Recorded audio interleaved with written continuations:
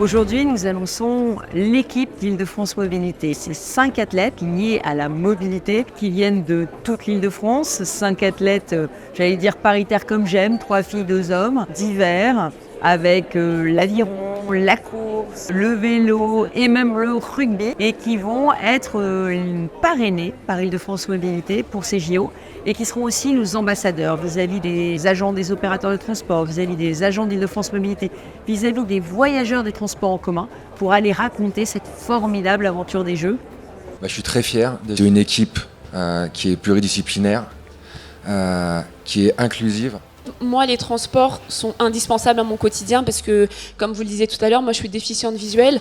Les transports en commun me permettent vraiment d'être autonome dans ma vie de tous les jours, de pouvoir me déplacer, de me dire peu importe où je veux aller, je ne suis pas dépendante de quelqu'un. On prend les transports. Aujourd'hui, par exemple, je suis venu en transport parce qu'en vélo, ça faisait un peu loin quand même.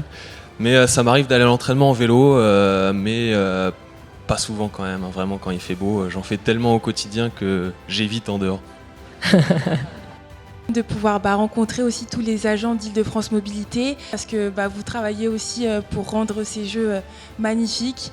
Ce que représente Île-de-France Mobilité, c'est avant tout la liberté, une liberté de déplacement qui est d'autant plus importante dans une région qui est aussi vaste qu'est la région Île-de-France et évidemment Paris 2024, donc je vous dis à très très bientôt. Le transport, c'est toujours un facteur clé des spectateurs, les gros volumes ils sont côté spectateurs. Les transports au moment des Jeux, c'est 10 millions de visiteurs qui vont venir.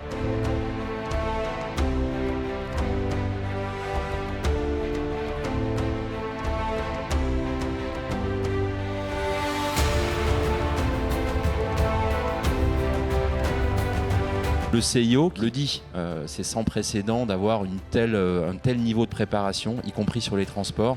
Merci à Valérie Pécresse, merci à IDFM de nous accompagner avec autant d'énergie et de professionnalisme pour que le jour J, le 26 juillet 2024, on soit prêt.